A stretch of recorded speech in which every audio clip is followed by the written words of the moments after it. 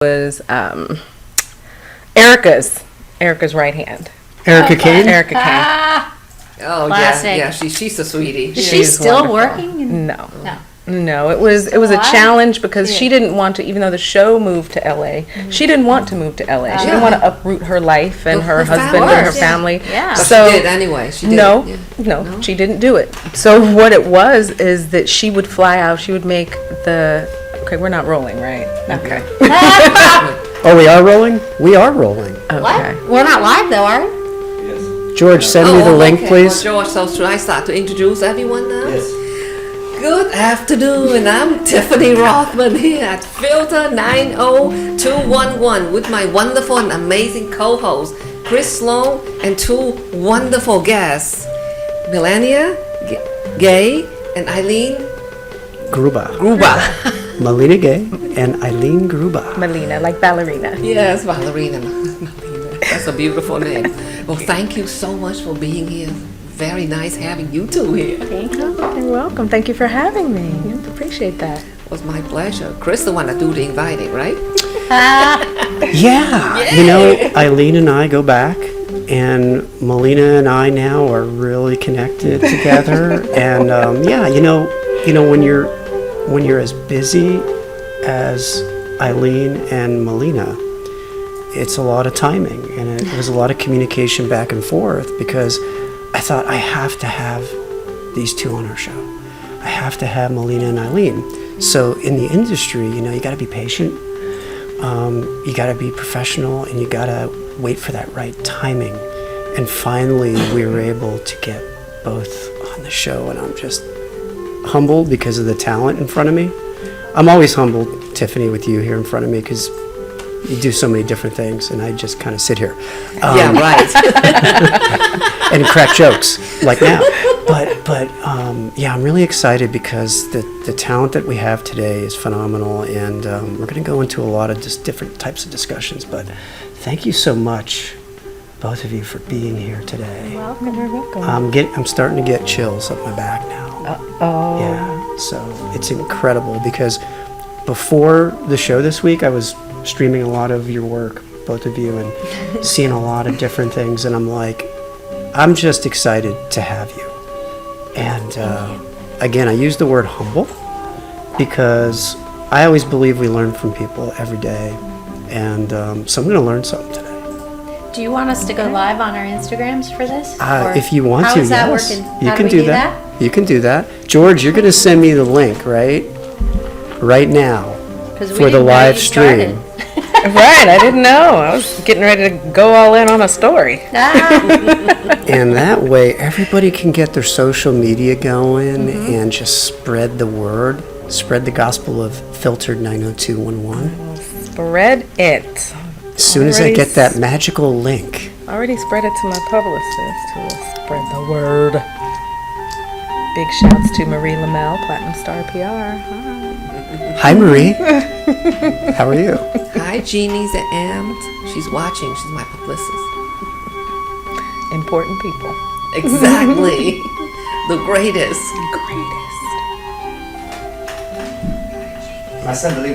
Okay, I got the link. Now I'm sending it out. Okay. So here we go. Sending it to Millena. Alrighty. Sending it to Eileen. It's incredible with technology. I still wonder, though, is this technology thing going to really work? I don't know. Well, it worked on certain point, but I think that when it comes to healing, psychotherapy, among other things, you still need the energy of a person. Where did you send the link to? Instagram Oh, messaging. in the Instagram. Yeah. Okay. We talked about artificial intelligence and AI several episodes ago. Okay. And I do have a concern taking the human element out of the way. How do I go public or go live? So messaged you the live stream link. You can send that out to people Okay. on a post. Hey, join live. But you could also do a live video. I think I'm calling you now, so sorry about that. I was calling her. But you can do just your own Instagram live video if you want. And we had a guest put their phone down, and they were just streaming the live video of the show while they were doing it.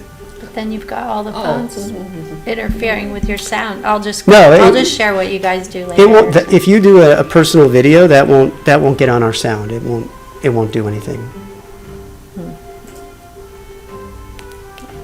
So Chris, I'm not going to worry about it right now. We'll deal with it later. I want to ask Chris something.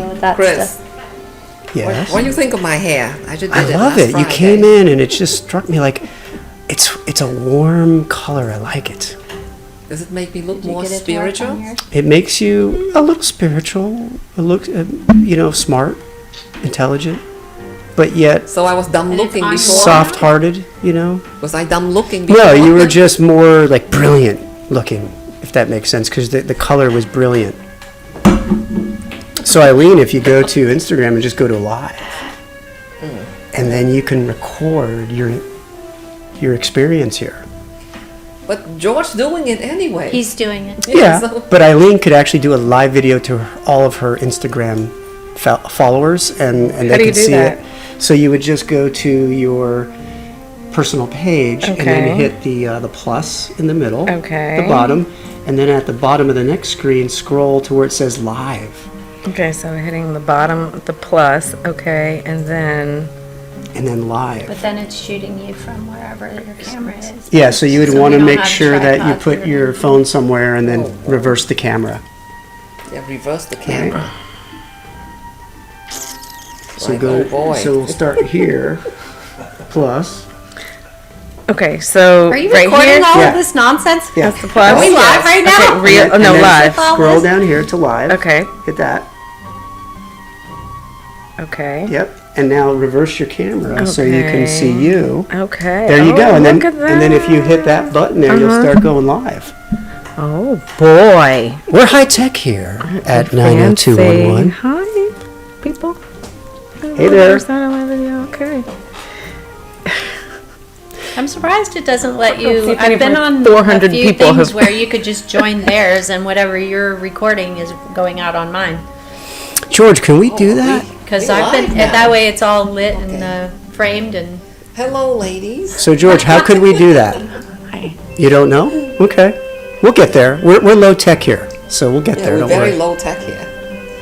Hello. Hello. Hello, Chris. Hello. Hi Tiffany. Hi, Tiffany. We're enjoying the wonders of social media. Okay, we are. Right. Oh, 3 people are Social media, watching. something else. Hi. I have 3 people. Hey 3 people. You be fit too. Hey, I'm excited hey, to be here with Melina. Hey. Hey, Bruce Von Steers. Hi. Thanks for listening. Oh, look, I have fans. Oh, look. Could I have your fans? Could I borrow them? You can have all 4 of them. Yay. Oh, I want to Now borrow down to everybody's 2. fans. they left. This is interesting. You can add color. There is a way to join because I've been on a few like that where you Oh, I join like the this one one. that's already Look, going look, live on look, yours. This one. Oh. Press the hot one. Eileen, would you like to be our technical consultant? I would love to have you. I wish I knew more about it, but like a lot of them, once you get live on their page, you go in and you go live on their page. So your goal is to go live on our page here. Exactly. Then it goes live on ours because it's through your. Go your- live. Go live. I would love to do that. Yeah. Because otherwise, we're playing with our phones the whole know. interview, which is too distracting to actually. It do a is. good- George, come on. We got to do to this. do a good Are we being interviewed podcast. right now? Yes. Oh, sorry. Hi, friends. We're being interviewed. Don't know what to I'm do. now. interviewing Millena right now. Boy, we're giving him a lot of stuff he's gonna have to edit out. I know. That's okay. That's okay. Okay, I don't know what to do now. You can just stop. That's the thing. What? It's live. Oh, it's live, so here we go. Whoops, that exists. The video exists. Okay. There you go. Oh, See, now look. now you could just have that Okay. for the whole show. They could watch Okay. whenever they want. All right. Let's see. So, ladies, Yes. Hello. you both Yes. live in LA now, but where were you before? Like you said, you were from Alaska, and then you move out. I and was you were- originally from Anchorage, Alaska. My family moved a few times when we were young, and we had a fantastic life of adventure and challenges that ended up moving us from one state to the next to the next. But once I moved to Atlanta after college and then started my career there, and then I moved to New York, and then I moved to LA. Atlanta. Yeah. So did you study acting there? Yeah. I studied at Alliance interesting. Theater School and privately, and I used to do musicals and church musicals. At my church, we used to do these fantastic musicals with like massive audiences, and so I got to play Cinderella and all these other wonderful characters and singing. And So you went to school in Atlanta first, and then you moved to New York. then I moved to New York. I For how long? trained there Yeah. at HB Studios. Well, I Oh, had yeah, had HB my leg Studio. rebuilt a few times in my No. Oh, in Atlanta while I was working, and they were all really cool about it in Atlanta. They always found a way to make me be able to work, even though I couldn't walk. But when I moved to New York, I was recovering from a massive rebuild on my left leg, and that made living in New York City a little challenging because I Yes. couldn't Yeah. walk around. yes. Definitely yes. have to walk in New York. So Yes. I only lasted a couple of years there, and then moved to LA where I could Drive. drive. Yeah. Okay, so Yeah. you like it here because perfect for you then. It's much better, but I've been here a long time now, and I'm all starting to get the itch to go somewhere else. Like where? I'm not just starting to get the itch. I'm at the far end of the. I'm ready to roll. You're ready to scratch it. Yeah, It's where the I think itch I'm ready turns to roll. painful almost, and you're like, oh, Yeah. I gotta get that itch. Gotta Yeah. do something. Yeah, so I'm about to take off next week and go travel around. I last week I went and explored Hawaii. Boy, would I Love give to have a Hawaii. show there and just go. And then I'm gonna go hit the middle of this country and the East Coast and see what. Like where? Florida? Oh no, I'm gonna where the industry is mostly. You know, there's Yeah, a lot of studios that's what I mean. opening up in the middle of the country and in North Carolina, where I have a sister and a brother Oh, living, and nice. the upper East Coast. I'm gonna roll back through New York and surrounding areas and down the whole coast, even in through Atlanta where I started my career, and see how things are and see if there's some place I want to land. I'm supposed to do a film in West Virginia called Adam's Fire in July, so that'll give me time to look at some of the studios that are popping up there, and even studios are starting to pop up or be planned for like Las Vegas and everything.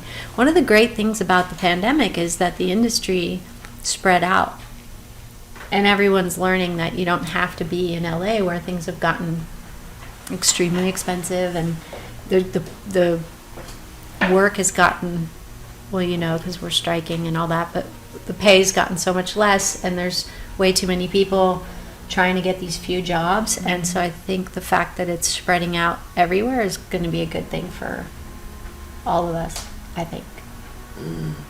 Okay. That's what I think, because Okay. it's more studios, more places to work, more productions able to go into production, because here they're all fighting for the same tax incentives. Now there's tax incentives everywhere. Yeah. And why not? Why not? Yeah, rather than it's preferable, in my opinion, to them taking them out of the country and we're not able to work, right? Well, okay. So I partly agree and partly disagree. Go ahead. Yeah. So because the tax incentives have been around, for a long time. So as a producer, and I love traveling. Like, I adore traveling. Yeah. And so I will look at places and go to places and say, is there a way I can make something here and have a reason to come back A reason to here? come. Yeah, I keep doing And that with so, Hawaii. so they have great incentives. Hawaii has great incentives. Iceland, I get something from Iceland. I'm looking for the real great incentives from Dubai because I love being there. Yeah. So they're always the tax incentives. But then you have to qualify that with, well, it's maybe cheaper to film there and those, but Then you by the gotta time you have to, for the actors that you specifically want, the name actors, the actors who are going to draw up the eyeballs to the production, where are they primarily located? Here. Yeah. Right. Yeah. So as a producer, I'm going to think about, well, I'm going to have to fly them out first class. Those plane put them tickets up are expensive. first Put them class. up first class. Yeah. feed them first class, except on set. So, in the travel accommodations, the ground transportation, I can't just send a regular Uber, because I'm not getting a regular Uber. I'm going to need the... You have to send a car. Right. And Yeah. so by the time you add up all of those expenses for, 5, 6, 7, because you can't, hire everyone as a local, depending on the production. But, by the time you add that up, it makes more financial sense to me where, okay, all you have to do, you can drive your car to the set, park it right there, and then you get to go home. Sleep in This your is bed true. and do all If you of can that. get funded here, yeah, go for it. Yeah. I just know So- a lot of productions who can't get funded here, so they're leaving. And Yeah. and I understand. So it's kind of a catch-22 Yeah. where, it just depends. So if you have a small production, a smaller team that, you can get away with just 1 or 2, then, Yeah. hey, let's go to Dubai. Let's go to Micronesia. And actually that's a segue into what I'm doing right now. One of the things is because my documentary that I'm doing about Congresswoman Diane Watson, she's actually ambassador to Micronesia. Oh, wow. And so my publicist, Hey Marie, has been in communication with the government of Micronesia, and so they want to be a part of it because she was, their representative, their ambassador for so many years. And so we're looking at, okay, when is this, because Diane, she's going to be 90 this year. Wow. And so even though we took off to Bermuda last year and had a great time, that wasn't, You shot in Bermuda? well, she called me up. I was at home visiting my family reunion, and she said, hey, Millena, what you doing? I said, well, I'm with my family. She said, hey, you want to go to Bermuda? I was like, Yeah. yeah. And she said, okay, I'll call you They back have with good details. rum cake there. Okay. Oh, So wow. Bermuda's excellent. So we ended up just going, and so I just took my phone and I was filming some things, and I just felt organic to just record it, and so it's Did part you of the buy any rum documentary. cake? Did you buy any rum cake? Did not. I didn't know. Yeah. Chris, you didn't tell me. and why do you know this? I was in Bermuda. And they had a great rum cake. They have they're well known for their rum cake. He knows I like Yes. junk food. You like junk food? Very well known. Well, how do you stay so slim? Now How is you're that making me want to possible? find a rum cake recipe and I know. go make it. I want some rum cake now. Well, Yeah. now I need rum Yeah, cake. George, you have any rum cake? George, rum We're cake, craving please. for rum cake now. We need rum cake, George. And it's the tip of the it's part of the tip of the Bermuda Triangle. So Bermuda, there's an area on the island where it's the tip. So like you get your picture taken, there's a little sign. So it's kind of part, of course, of the Bermuda Triangle. But it's pretty interesting. I don't know if that's what makes the rum cake good or not, though. I don't know. Probably but not. Did you have the rum swirl, the drink? No. The swirl thing? I didn't either. Oh, now I got to go back. I had a good one in Hawaii. Yeah, it's great. You did? Toasted coconut. Really? I go to Hawaii almost every year, but one year I went with my cousin Katie, who really knows the Hawaiian Islands. And they have this rum that they make there that's toasted coconut, and they make Oh, it in wow. Maui, and you can only get it there. Oh, that sounds And really they swirl good. it into their fancy drinks. Okay. Can I Oh my ask you something gosh. ignorant? Since I have an ulcer, I'm not very good with alcohol. Yeah. That rum has a lot of alcohol on it. Oh, I really don't remember if it has a lot of alcohol. Rum is totally interesting. Doesn't it have alcohol? Yeah, I mean, rum has alcohol. strong. I mean, a lot percentage. Or You don't want to drink a lot of the rum. You're gonna put it in something. So whether you Swirl put it into your in fruit. some soda like Coke, or you can put it into ice cream, cover the ice cream. The a rum coffee? swirl. yeah, you can put it in ice cream. I mean, so rum, you're not gonna just drink rum straight, even though you could, but you wouldn't because of your stomach. Hence rum cake. You need the rum cake. There it is. There it is. We're back at that rum There cake. we're- Now back where we that's started in our from. brains. Picture Full a circle. sponge cake with a little bit of rum in it. Oh boy, George, I want some rum cake. I know. All that to go back to traveling around to see where else production is spreading out to. And Because I have a bunch of projects and tell us about it. but so What do you many have? of them. Gosh, there's What's so next? so many in the works. Well, right now they've launched the first half season of the new Lego Friends, which is close to my heart because this is the first time that a major toy company that has storylines is including multiple characters with disabilities.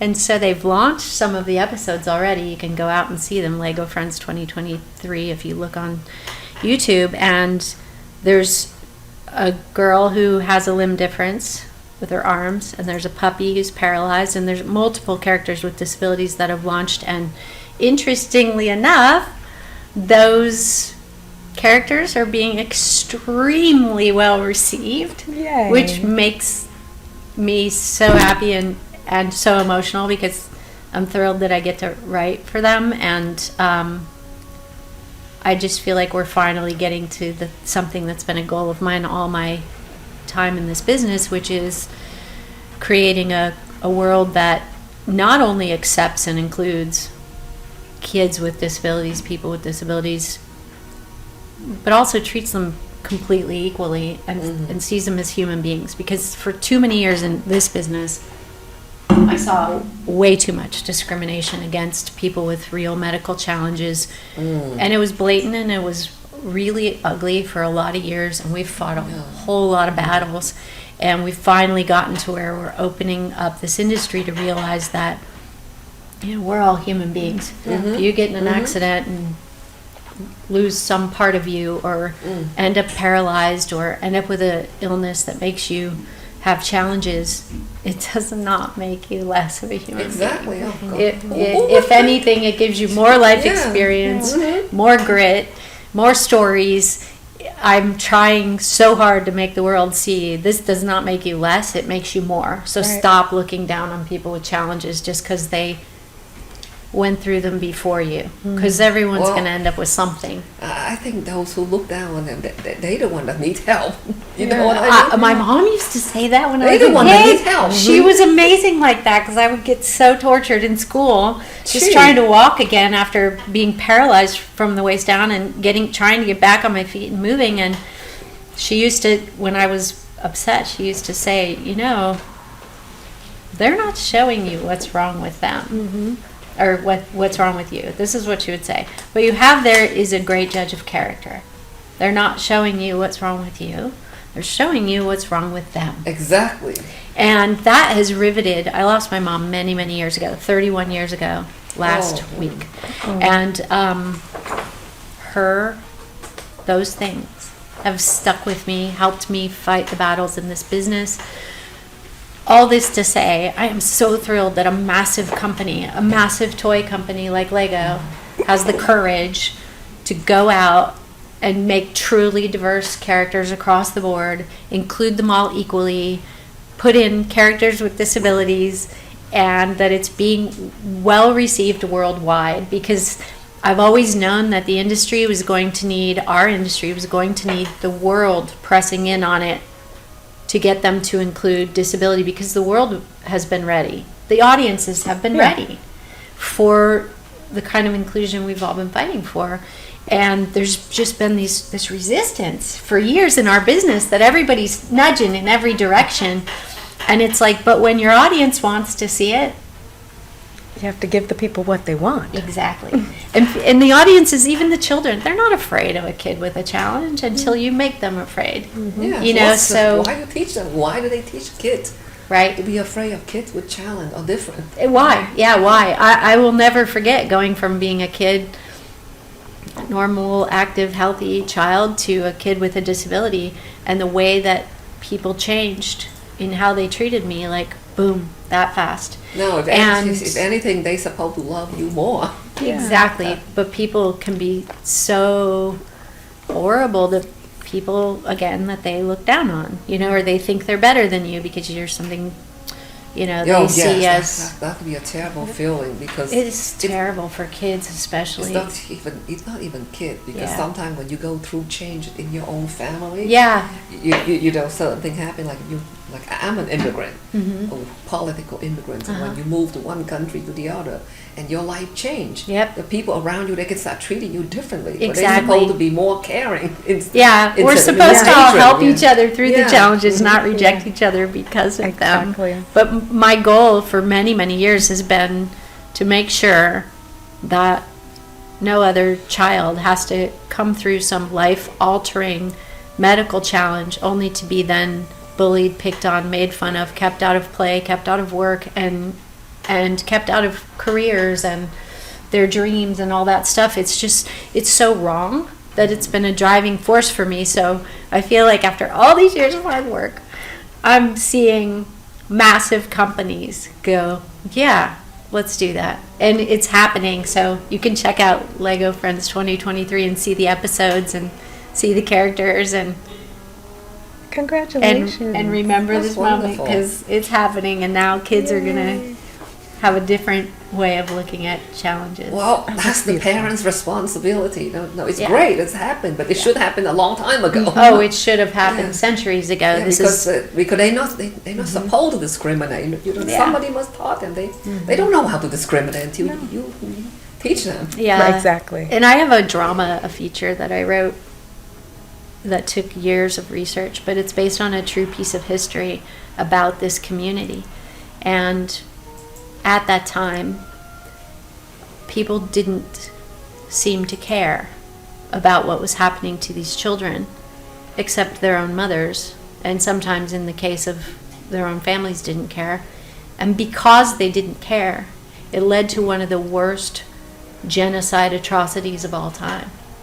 And so I wrote that screenplay because I'm like, why has this important piece of history that ended up leading to massive wars, why didn't anybody care about that where it started? Because from our earlier conversation, I know that you know this, the whole concept of the mustard seed. When the first thing starts, if you don't deal with it immediately, it grows.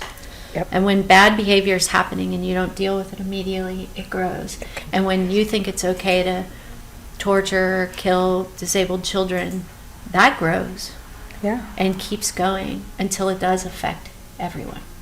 So it's in all of history, in all of wisdom, in all the the word I'm looking for, the scholars through the ages, they all talk about you can judge the strength of a society by how it treats its most vulnerable part of their population. And who's more vulnerable than a disabled child? You know, Cicely Mary Baker. She's English. She spent all her life on a wheelchair, and she's a poet and a painter. See, I have this book. She write about poetry with nature. Oh wow, those are beautiful yes, photos. I even create a flower fairy dance for 4 years. 4 years of a Nice. preschool ones. Nice. And I read poetry. They're and I- beautiful. And of course, I would say that she's on a wheelchair all her life, and this is what she did. Beautiful. Well, a lot of our world leaders, if you look through history, a lot of Yeah, our world Roosevelt. leaders had disabilities. A lot of Yeah. them had to hide it, but But that's ridiculous. even if you look yeah. at the biggest war we've seen, it was a disabled man who organized the defeat of Hitler. So we can't underestimate people with disabilities. No, They have we can't. incredible I grit. can't imagine anyone would underestimate something like that. Yeah, and a Because lot he- of our presidents have had disabilities. They've Roosevelt had or to something. hide. Is that and- Roosevelt? yeah. Yeah. Wasn't it FDR? Yeah. Yeah. Yeah, I mean, FDR. so what? That's one thing got nothing He had to do with the to other. hide his disability It's for his a lot leg, of his. right? I mean, he had has a bad polio. leg. That doesn't mean he had a bad Yeah. brain. Yeah. Right, but unfortunately, that's where our society has been programmed. That if you don't Exactly. look a certain way and you don't act a certain way and you're not a certain way, then you're not accepted to the rest of society. That's the Exactly. programming that has gone Yeah. that's gone Right, on for but the generations peop- and generations. but And the people unfortunately, it should start Yeah. at the home. But if those individuals who are in the home, that are the parents, if they think that certain way, they're only going to perpetuate that influence into their child because they're not as worldly enough to actually be open enough to change their way of thinking. So their strict, stringent, rigid way is gonna go on into the ridiculous. child and go on into the grandchild, and so it's gonna So perpetuate. ignorant. It's been happening Yeah, for so yeah, long. I know. So It's like it's a awful. joke. I mean, how could they even say that? I And mean, so it- many people are afraid to stand up for somebody else when it's going down. I think back on my childhood, and I literally remember every person who ever stood up for me. Oh, And I will never forget them because so many people are willing to stand back and be like, Yeah, not Sorry, me. it's happening. No problem. You know what? I met a lovely lady on a trip with when I was dancing with the Isadora Duncan International Institute, and lovely lady, and she told me that her late husband was on a wheelchair, and I said, that's interesting how you meet him at an event. She didn't know he was on a wheelchair. She sat across from him for 3 hours, and then she found out. But by the time she found out, she already fell head over heels in love with him. In love with him. And Yeah. but they had a short but great marriage. But he had a heart attack. There are so Yeah. many incredible strengths And that he's come. incredible. He's very Yeah. creative. Wow. But And he's anybody really, who's been through those kind of challenges and survived and lived to tell about it has really interesting stories. They have incredible strength, grit, or they wouldn't still be here. Right. And they have so much more to add. And also, you know, especially when you think about like our industry and how many stories, how many ways can the traditional stories be told? And what you need more than anything is different perspectives. Right. So why not bring in the people who have had extraordinary lives, different perspectives, see things differently? You know, what I've seen in my lifetime and in the advocating for people with disabilities through the years in this business is they're extremely adaptable.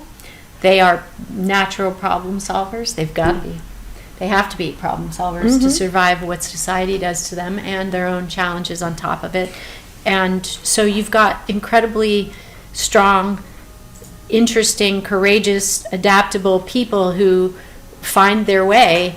And I'm like, don't you want those kind of people running your companies, your countries, your, yeah. You would do. think. You would actually think that. But I mean, sometimes, a lot of times people feel threatened by that. They are- And a so lot of they're people are very very threatened by that. threatened. So Yeah. their mindset is, Yeah. no, I can't have someone Yeah. that Yeah. competent, that because they might take It's my very position. They threatening. might. Yeah. And so they intentionally don't. It's horrible. It's so true. I know. My It's friends very used true. to laugh about in the Yeah. earlier years of coming into this business. And we would go to all these events and things, and they used to laugh and say, you're like a litmus test for strong women in this business. All we got to do is walk you into a room and sit back and watch their faces. Because, you know, strong women will be drawn to you. Yeah. And they want to know more, and they like your strength. And troublemakers are going to be like, she's walking funny. The I don't loser. like what she Don't did call there. them- I they're don't not like that big troublemakers. personality. I don't like Exactly. how she's got that smile on her face. I'm going to Yeah, take the- that off. And they'll The fight loser. you. They will. They call him the loser. Will be will behave that So way. we used to laugh about it, and I was like, in the earlier years, though, it was a bit challenging, and then I came to remember those things my mom said. What you have there is a great judge of character, and I'd rather be friends with all the strong women. Yes. The strong women get you through life. Uh-huh. So if now when they're threatened, I'm like, okay, next, moving on, because this is who I am, and it's how I've survived, and if you Exactly. don't like it, You're Next. lucky. You have a wonderful Right. mom. You I had the did. most She amazing was mom. amazing. Yeah. Too That's short, wonderful. but the greatest gift in But one's life. that's usually what happened. But you know, at least Yeah. you had her. That was. I'm not sure I would have survived all that I had to survive if I hadn't had the mom I had Yeah, that's for as usually long what as happened. I did have her. Yeah. Because even in the 31 years since she's died, her wisdom carried me through so many challenges. That's You know, usually what happened. That is what happens. My mom, she's still alive. She's not well right now, but my father, I only had him for a short amount of time, and he died when I was 14. But the things that he instilled, I mean, he was my best friend. Like, we would just go everywhere together, to the parks and to the theater and the ballet and museums, and he was my rock. He was my good best parents. friend. I mean, we would sit and watch Golden Girls together. It was the best. It was, and he instilled in me so many good things and good values, and it's just those things. Even though his life was you. taken short, Yeah. I still remember those good, solid foundational principles Oh, heck that were yeah. instilled. So even though it was a short time, it's important, you know, that what they gave was so good and valuable that we're able to keep That it, it take gets it, and you to through share life, it, and yeah. get it through our life, and Did we're able you- to take that and share that with others. Did you have this experience because 14's young, and some of our kids in our family were that young when mom died and our dad died shortly after that. But did you have this experience where you're like, you come into like an industry like this and you meet all these people who really dislike their parents and all that? When I was young, I used to be feeling bad, like I got ripped off because our parents died so Oh, yeah. young. And as I got older, I thought, I am so lucky I had good parents for this period of time. Better than having bad parents for Yeah, life yeah. or whatever. But to have that, like you just described with your dad, Yeah. it's like you wanted a lifetime of it, But at least thank God you had it, right? Yeah. Did you come to that place? You know, I came to that place, and I mean, my journey was a little bit, a lot. I didn't take it well. I didn't take his death very well at all. You were And 14. I was 14, and I decided that, I mean, he was my best friend, and I wanted to be with my father wherever he was. And if he wasn't here on earth and he was in heaven, well, then that's what I wanted to be. Yeah. And it was just so I tried to kill myself. Oh my God. And I just didn't know because, and there was no internet, there was no Because anything. nobody ever told you it was possible, me. right? No, I couldn't process that. Yeah. So I just wanted to be, if he's in heaven, I'm going to go to heaven too. So I took the pills. I took some pills, and then I actually called Dial a Nurse to find out how long it was going to take. Because it was a Saturday night, I remember it completely. And I was sitting in my kitchen and just watching television, watching our show, Golden Girls. And, you know, my mother was in the back of the house. She was on the telephone. You know, she didn't know what was going on. She was doing her thing. And I was just sitting there, and I just was so lonely. And I just was hurting so badly that I just wanted my father back. I couldn't go on. And I said, I just want to be with my dad. So I'm going to go and so I went into my bathroom, and I grabbed some children's Tylenol. Oh gosh. I couldn't open the top bottle. because it had the child protecting thing on it. gosh. So I couldn't, but the regular Tylenol didn't. So I was about to take the whole bottle. And I said, you know, 13 is a nice unlucky number. I'm just going to take 13 of these, and I'm going to go and be with my dad. Oh my gosh. And that was that. And so I took them, and I drank the juice, and I was sitting there like, Oh my God. okay, how long is this going to take? How long is it going to take? Okay, it's taking too long. So then I went and I got the yellow pages, and I said, who can I call? I'm not going to call 911 because they might send an ambulance. I don't want, you know, I want to get this done. So I saw this ad that said dial a nurse. And so I went on my phone because, you know, had my own phone line and all that. And so my mother still has no idea that her daughter is in the kitchen trying to figure out a way to commit suicide. And so I called Dial a Nurse, and I said, well, how long, if someone had just taken 13 extra strength Tylenol, what happens then? Well, they have to come and get their stomach pumped. They need to come to the hospital right away. We can send someone. It's like, no. I just wanted to know, you know, are you sure they have to get that out? That has to, no, okay, thanks, bye. And hung up the phone real fast. So then I'm like, okay, this isn't going to take much longer. Okay. So, I'm just going to wait. And I just was waiting and waiting. I'm like, this is not happening fast enough. Maybe if I just go in my room. So I went into my room. I turned off the lights, and I got in my bed, and I was just waiting to die. I just wanted to go and be with my dad. And so I got in the bed, and I laid there, and nothing was happening. And it's like, why is nothing happening? I'm still here. I'm supposed to be dead. I don't want to be here. Why is nothing happening? And at that moment, I got down on my knees, and I prayed. And I prayed, and my window was right there, and I had my window up, not open, but up, and I was looking out at the stars, and I was on my knees, and I was praying it, and just, Lord, please, I don't want to be here anymore. Just take my life. Take it so that I can be with my dad. And nothing was happening. And I said, okay, maybe if I just go to sleep. And so I ended up going to sleep, and I woke up the next day and was like, really? I'm still here. Why? I don't want to do this. And then that next day, I heard a song. And it's a song that changed my entire life. And the song is by one of my dear friends, Howard Hewitt. And it's called Say Amen. And the words to that song, the beginning of it, it's time to say goodbye for now. We'll have our second time around. But before we go, there's something I'd like to say. Everything's not what it seems. There's a stronger force behind the scenes, and he's in our lives every day. He's right there when we call. In him is where my strength lies.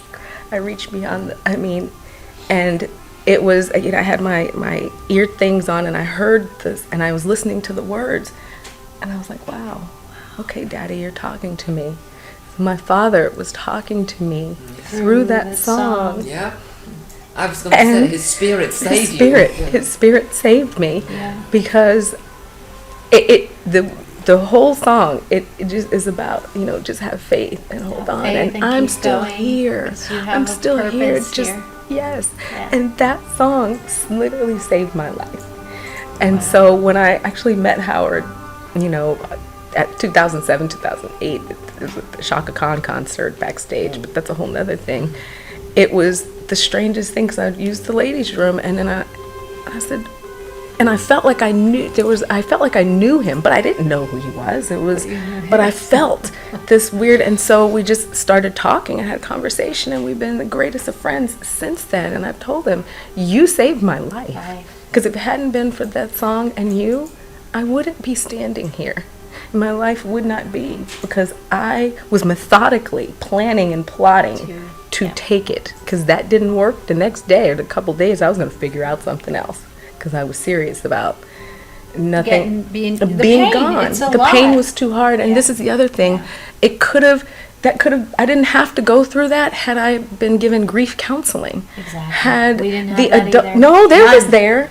It was there. The opportunity was there. But apparently, this is what I was told, when I was asked at 14 years old, do I want to go to a counselor? I said no. Now, I don't know who listens to a 14-year-old who's just lost their father. I don't know what, but apparently people did. And they said, okay, you don't want to go, not going to go, just figure it out. And so my version of figuring it out was trying to take my life. So, you just expressed two major things that I think a lot of people don't understand. It's like when a child is being hit with such a massive loss like this. One, we're not prepared for it, one. But number 2 and 3, coping involved praying to God and someone's art form that gave you a lifeline. And so those things are so underestimated and undervalued. Like over this pandemic, I've heard a lot of people who don't understand why some people truly have faith. And you explained it just now. You prayed and you were handed a song that was like your father speaking right to you, and it gave you what you needed to keep going. Amen. Yep. Amen to that. Yeah, they did. Amen to that. You see, I had a student once, her father died around that age, 14 or so. She came to the high school and she was acting out and she would keep getting in trouble. And I was saying, well, what's wrong? Her mother came in. And so, her mother told me what happened. So I told her what you just said, you have him for a short time. At least you have him. And you know he loved him, and you know he was a wonderful man. Mm-hmm. Imagine if you never have him or have a bad one. Never had a good parent. So then she went into counseling because she was acting out. She was very hurt. She was very upset.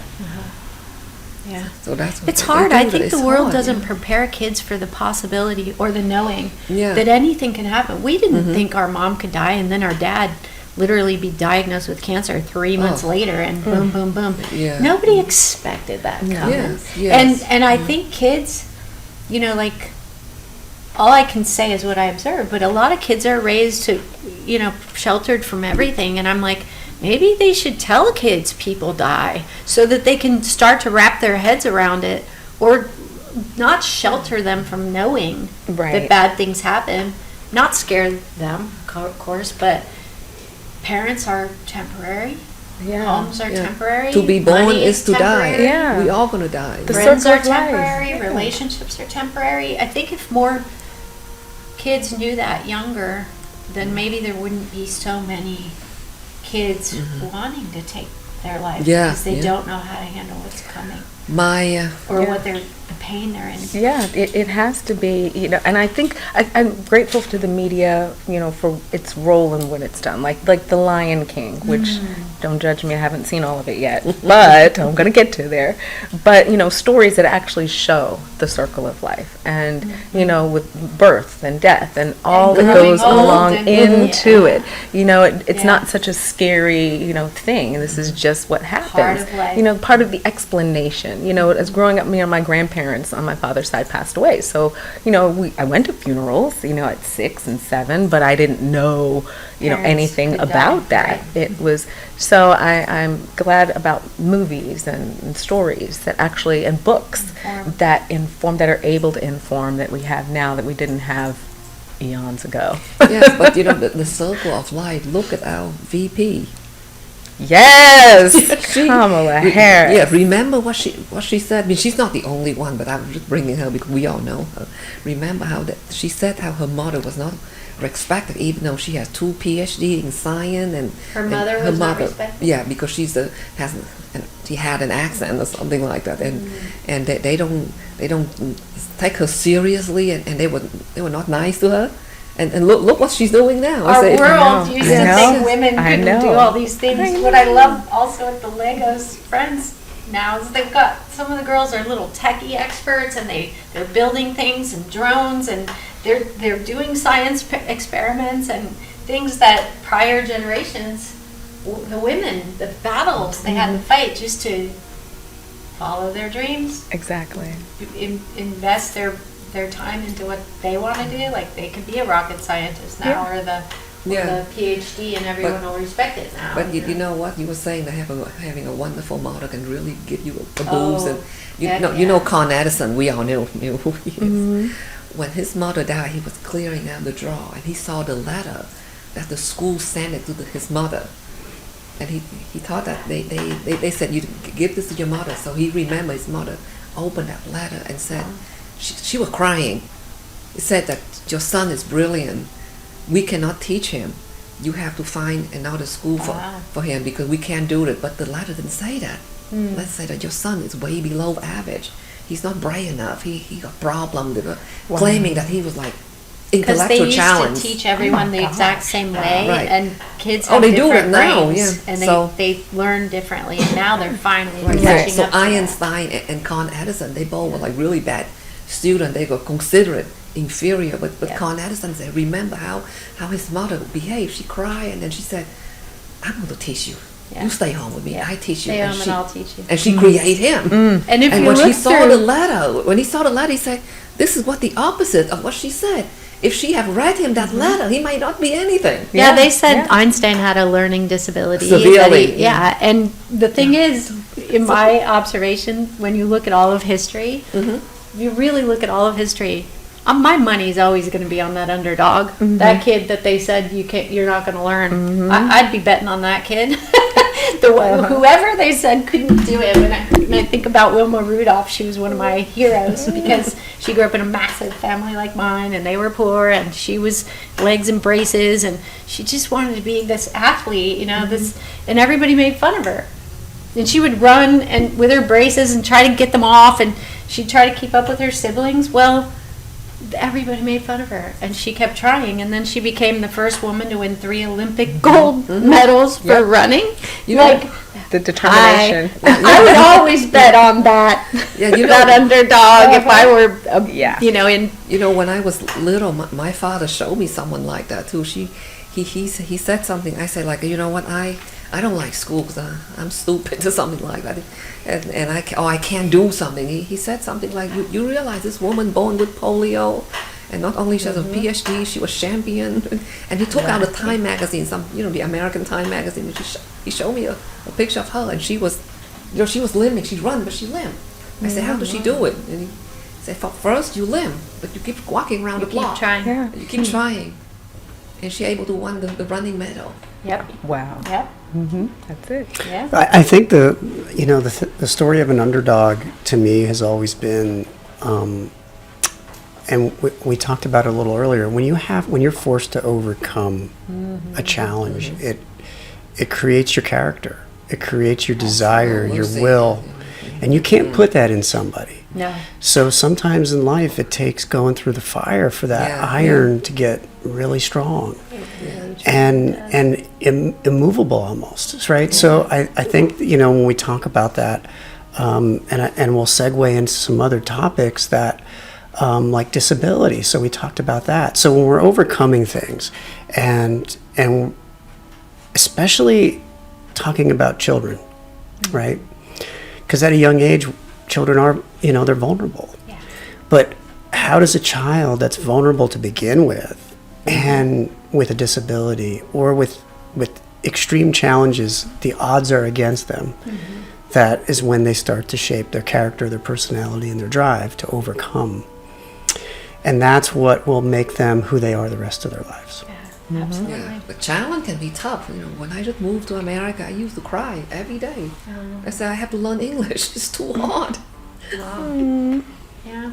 And children are so impacted by the events that happen. And, I still have, quite honestly, medical PTSD that's pretty severe from what happened in my childhood. And every time I have to have another surgery or something, it's like the 5-year-old comes out. And I've never forgotten the trauma of how kids treated me, how people around me treated me. I've never forgotten that. It drives me to make change in this world. And So maybe it's the the grit gift. Yeah. that you learn, having to get up and keep going. And thankfully I had a mother that reminded me that, I would ask her all the questions. Why did this happen to me?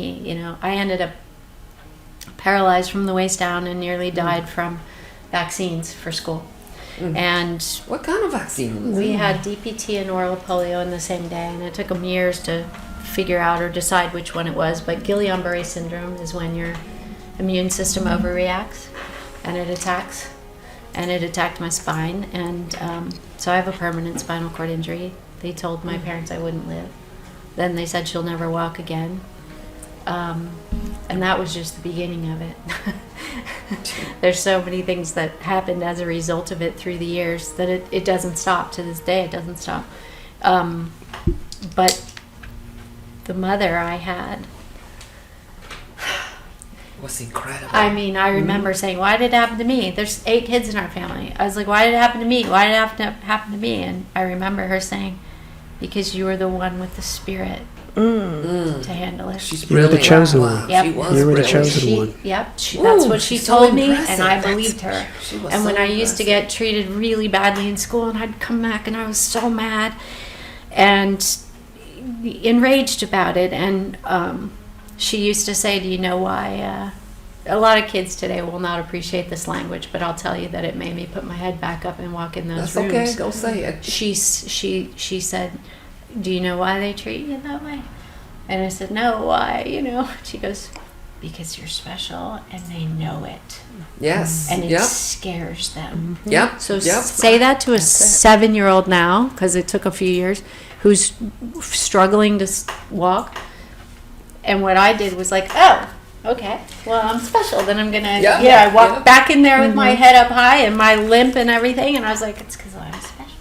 And I believed her enough to keep going. And even the nurses, when I was in the hospital in intensive care, and my situation was so critical that they moved me literally into the nurses' station.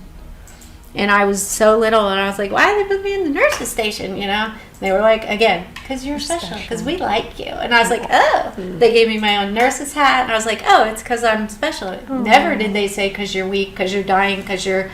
None of that, Yep.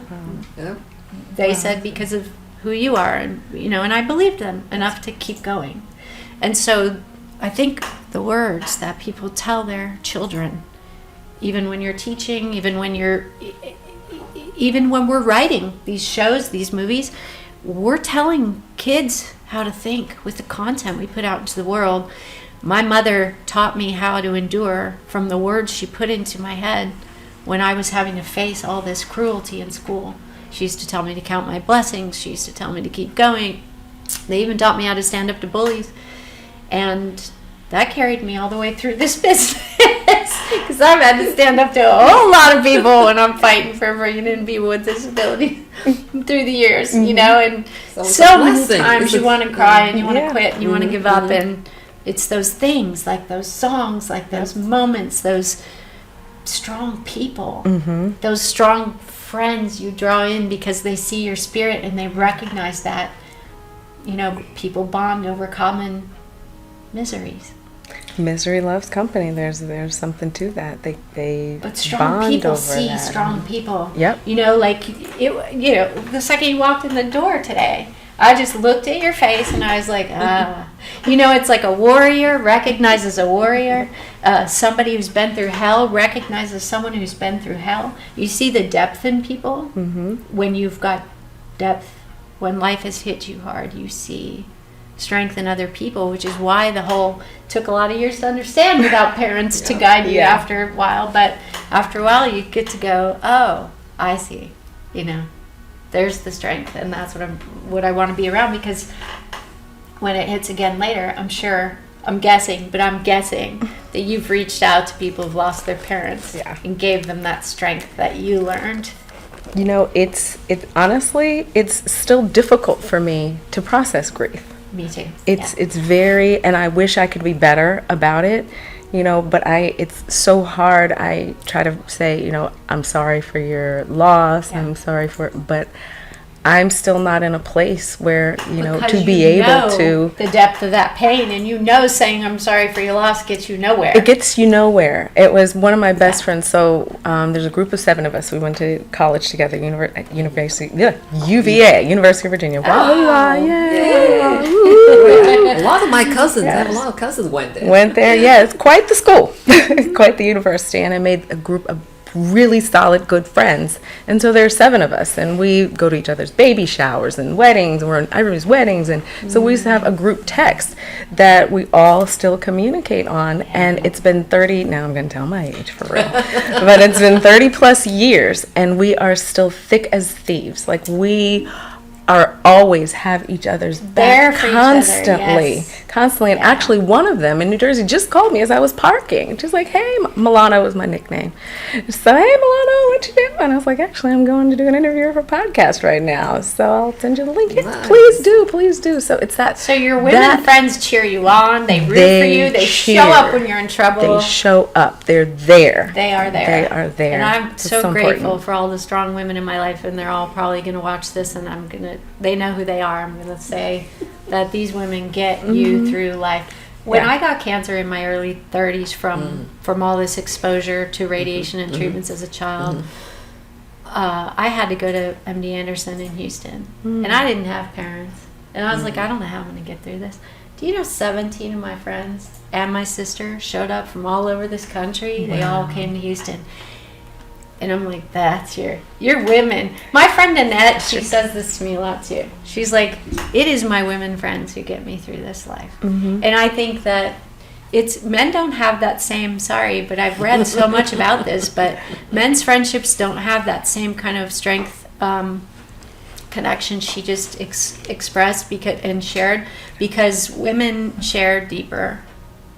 They share on a deeper level, and they comfort each other's tears, and they get through things together. And one time when I was going through a horrible time, and I was sort of avoiding people because it was a loss that I just was, again, having trouble processing loss. And she called older Elaine Madsen. She was calling, and I said, I can't get together. I'm just going through a lot right now, and I just can't be around anybody. And you know what she said? I'm not afraid of your tears. I'm coming over. Oh. Yeah. I love that. And she came over. She sat with me and talked with me like a mother through this. She has children older than me, and she talked me through. And I needed a mother so bad at that time. Yeah. And that's what women, strong women, do. That's what women do for each other.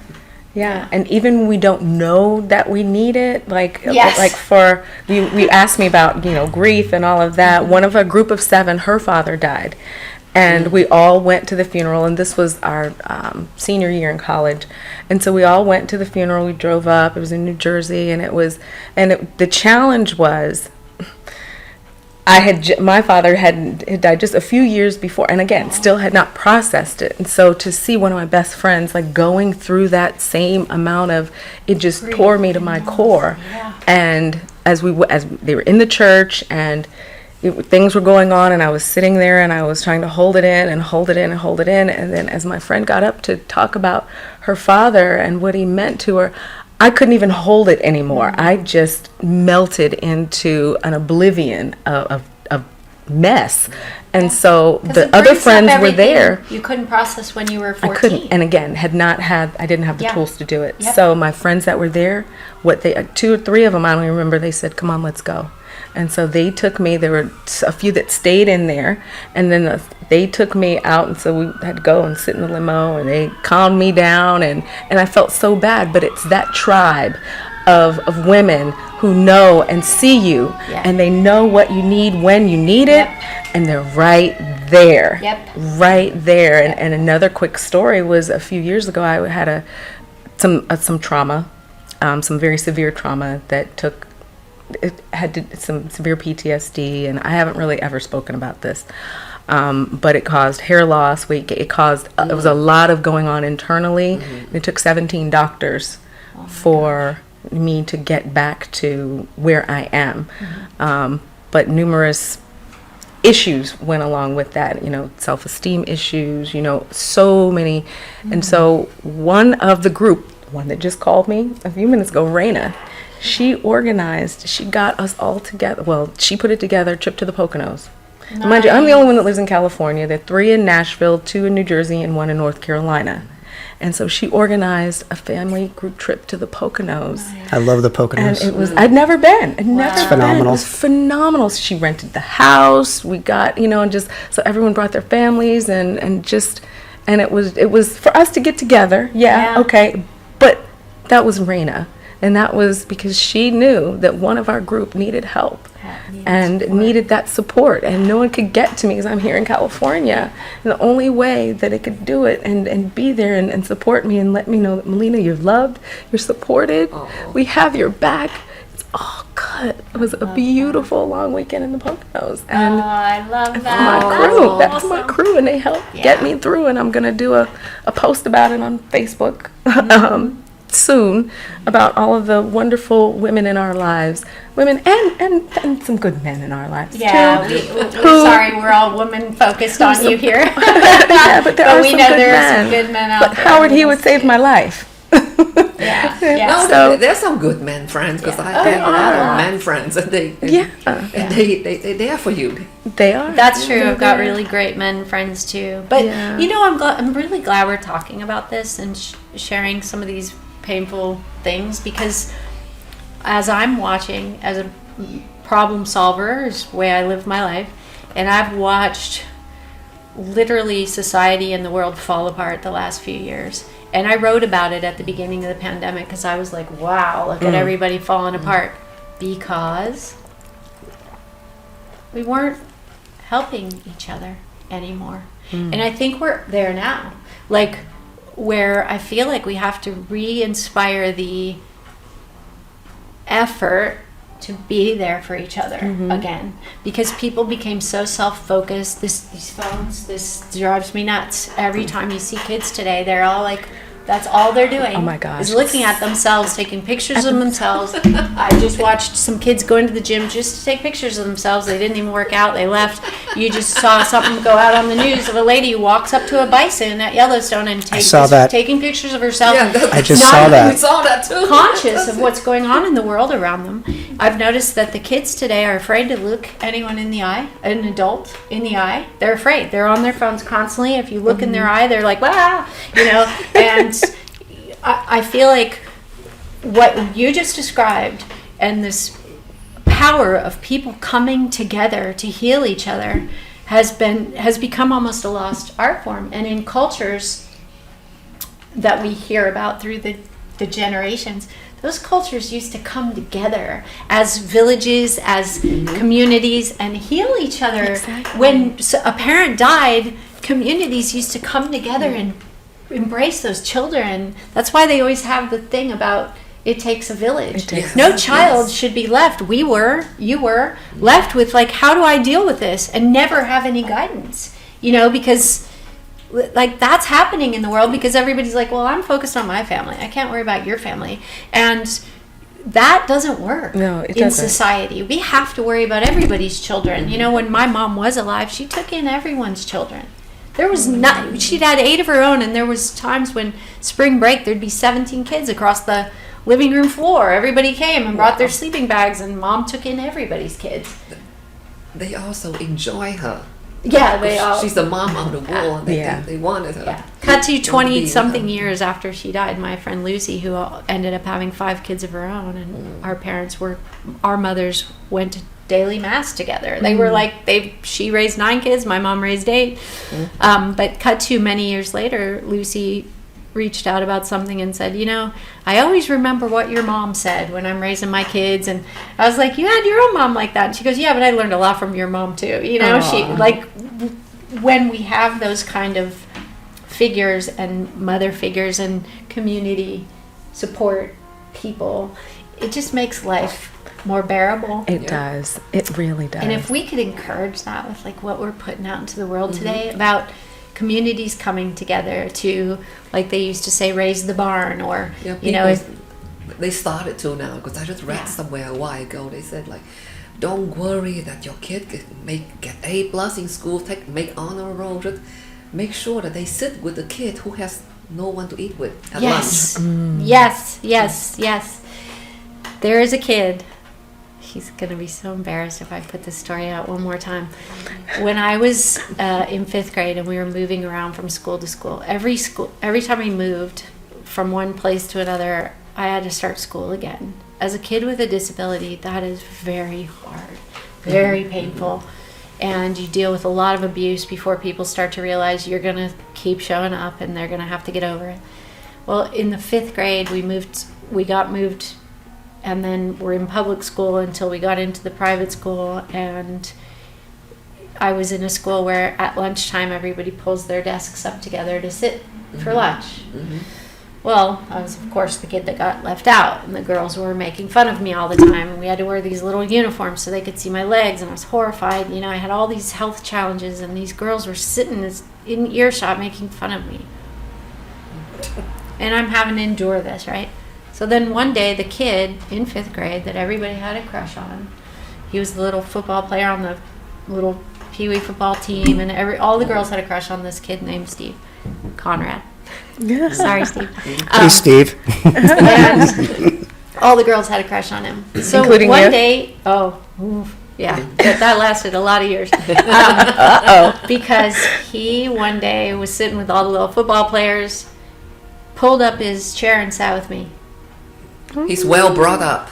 Wow. And Love you, Steve. my brothers were on his football team, and they all, so he had a reason to care, I guess. Well, then the next day, all his little friends were like, they all came and sat with me too, and suddenly I'm the girl sitting with all the guys they like, and in 5th grade that matters. Yeah. And it made a shift. He sat with me and changed that dynamic for my life, for my world, for my experience of school. By 6th grade, I'm cheerleading, and and everything shifted. Boys start to like you and all that. Then the girls are like, wait, we have to be nice to her. And I've never forgotten that. It impacted my life. And cut 2 years later, he is one of the biggest screenwriters in this industry, by the way. Wow. He did The Pursuit of Great Happiness. story. Nice. Oh, And Steve Conrad. Steve Conrad. Yeah, and Wonderful guy. I went to one of his screenings over here at the Academy Theater, and at the end of the movie, it was Pursuit of Happiness. Everybody jumped up and did a standing ovation. I was sitting there with like tears rolling down my face, and I thought, of course he wrote this movie. Of course he did. It's a great movie. Because even as a child, he had empathy. As a child, he was smart enough to care about others and know that his power. In the 5th grade, he had power because everybody liked him. And so I once did a podcast called Be the Cool Kid, because I called him the cool kid. I cried when I saw that screening and everybody applauding him, and I called him and I reminded him of this story which he had forgotten, and I said, well, I'll never forget it, because you took the power you had and you were the cool kid, and you brought me in and made it okay for me to be me. And that's what strong people do. Changes lives, and we can And do that people with are our put in our lives that will change and impact it. I think Yes. we've all had people in our lives, it sounds like, that have really influenced us, but they're more to just influence, almost like a savior in a way, to help us through. or the strength we need, or the wisdom, or the Yeah. message we need in that moment. Yeah. Yeah, and it's a beautiful thing because life is hard. It is. Life is And I think constant going, challenge. you know, something that you said a little while ago, and two things. So that we had the pandemic, and now we're in an electronic age where social media and, you know, like we talked about, you have children and young adults just so enthralled in technology that they don't know what's in front of them. Right? So you had the pandemic, so it isolated us. And then you already had the strength and the momentum of social media, which I think at times social media actually could separate us more in a way. yeah. Right? Yeah. So when you add that together, those two things, it's got to be challenging even more than ever for some people now that might be battling something, right? But most people are. Like, we need each other. Most people are battling something. So it's... And they're hiding it. That's the problem with that. People are social hiding it media. because they They're don't making want it look to. like and I get not wanting to put negative stuff out on that, but to try to make the world think you're 20 when you're 50, it's like, come on, just own 50. Just be like, here I am at 50, and here I am with no makeup, and here I am with whatever. And we're seeing that do more now. whatever you want. Even from celebrities, Yeah. we're seeing that more. We are starting to see the pushback, which I love, because hey, you can look great on your great day, and then you can look like show up in your workout clothes another day. Why not? It's we're human beings. I believe in the Cher mentality. We're gonna fight that till the end. Cher, have you seen Cher? She's 76, 77. She looks 35. Which is fine, but and she has a 36-year-old boyfriend. Perfection. Is I guess there's hope for us out there. The illusion of perfection is the thing I'm pushing back against, because there is no perfection. And all it does is put a weight on people. It does. And I believe it's been a weight on women worldwide for way too many years. Yeah. And until we shatter that illusion of perfection, I don't think women will actually rise up to their equal power until we remove the illusion of perfection, because it's a weight on women everywhere, thinking they're not allowed to age, they're not allowed to get a wrinkle, they're not allowed to put on weight after giving birth to kids. You know, come on. Little girls grow up thinking that when they grow tall, remember that time when you go from being tiny to being tall? So when you grow tall, you're skinny. Yeah. And then they actually think they're supposed to stay that skinny for life. Right. Not realizing, no, women actually spread out. They fill out and they keep going. Yeah. And that's life. And you don't have to hate yourself for it. You just love it. With the hormonal, and everything. Exactly. I mean, giving birth, I have one kid. Giving birth doesn't make me gain weight whatsoever, but the hormonal imbalance. The hormonal changes. You're going through the menopause. Yeah. And the thing is, women are beautiful at every age. If they just let themselves be. I think all women are beautiful. I really do. Thank you, Chris. Thank you, Chris. He's very sweet. Yes. Well, when women are going to be, we're getting there, but when women get to a place where they know that who they are exactly as they are is just fine, Yep. we're going to be in business. That's when we're going to be like, I don't really care how you think I look right now. To whoever might be making them not feel good enough, or I don't really care how you walk right now, or that you are missing a limb, or because it doesn't matter to me, because I see the human being. Right, and you have to have that confidence on the inside Yeah. to be able to walk that walk. So when everybody has that confidence and they can take whatever other people are saying and just say, I don't care, I don't then care. that is that power and that strength. But it's unfortunate that there are so many people like, okay, just a couple of days ago, and I had to put a disclaimer on Facebook, which is the most ridiculous. So you saw when I was doing Diana Ross, right? Yes. So my family reunion, you're kind of extra in my family, so we can't just have a backyard barbecue family reunion. We had to have a thing in a country club and all of this, and so they asked me to perform Diana Ross. Okay, so that's fantastic. I was like, yeah, I'm all in. 70s, a 70s theme, and had bell bottoms. It was a whole I thing. love it. So, yay, family reunion.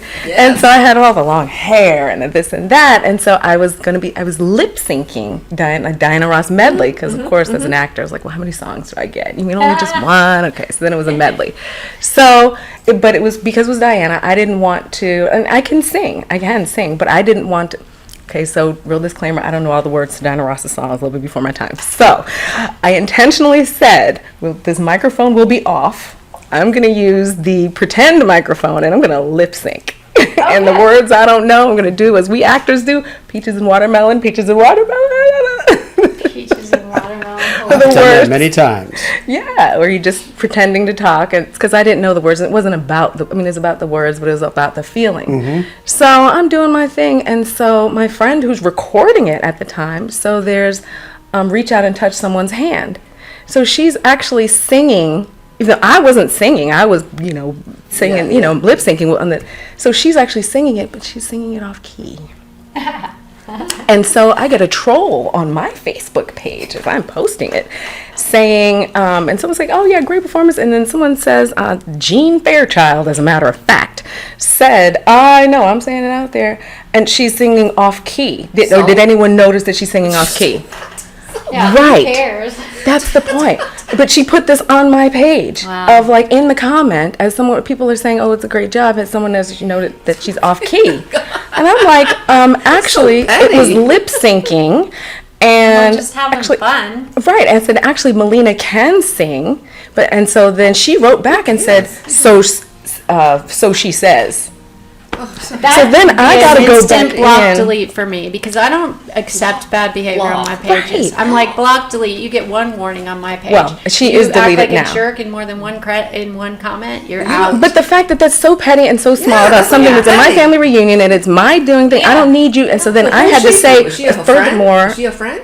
I don't know. She's deleted now, but then I went back in and I said, just for clarity, FYI, the microphone was off. I was lip syncing, and that was someone else in the audience pursuing the audience participation. That I said, if you know the words to the song, Why do you sing have along. this But the fact that I have to do all of that on my page, Mm-hmm. and this is It's just your of lip page. syncing, so it's And just it's your fun. right. That person. It's like what my mom said. Thank you for showing me who you are. Delete. We're done Exactly. here. If But we it's accept so bad hard behavior that- in society, like during the pandemic especially, I saw so much meanness Yeah. to other people online. You don't know what they're going through. You don't know what their situation is.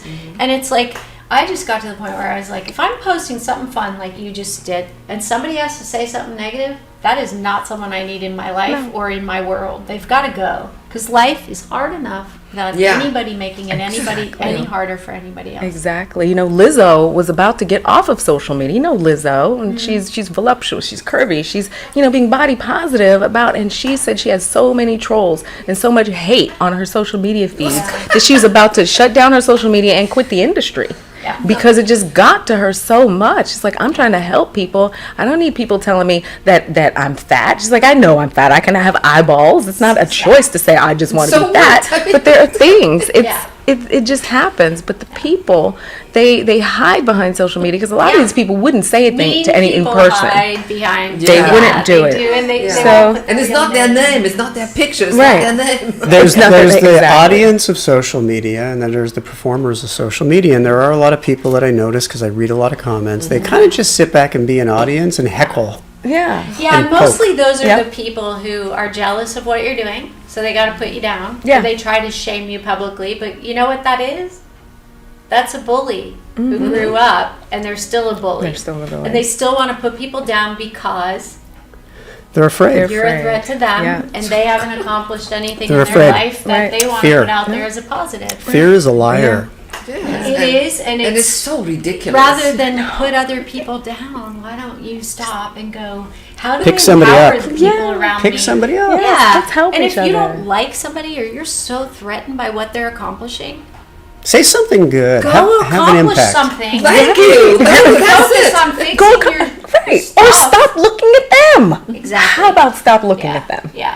Have an impact in somebody's life. Yeah. Say something good. Say something positive. Have some meaning every day that you can impact somebody's life, whether somebody you know personally or just through social media or even a stranger. Exactly. Yeah. Positive impact, Yeah. because I swear I believe to the core of my soul that in the end, it'll all be about who you positively impacted. Yeah. And the mark you leave on this world will be about how many kids you lifted up through a hard time, Yeah. how many people you encouraged to get off their couch and fight for something, how many people who were at the darkest hour, you put your hand out and said, come with me, I've been down this road before, I can help you. And I sometimes actually get shamed there is a thing called virtue shaming. You know what this is? I have been recently learning about it, where people who are not feeling great about themselves will literally attack you because of your virtues, the good things about you, because they want to make you doubt yourself and take you down because it somehow makes them feel better. So, and I have literally been shamed for trying to help other people. And I'm like, I will always try to help other people because I've been that kid nobody helped. Yeah. I've been that kid, and I've been that kid going through, cancer and being like, gosh, you wish somebody would stand up or speak up or reach out their hand or guide you through, you've been there alone. And those moments when someone says, I'm not afraid of your tears, let me help. I've been through more, let me help. That's why I said earlier, I love the people who've been through the most, because they are the most likely to reach out a hand and say, can I help? Right. There's something I can do to help.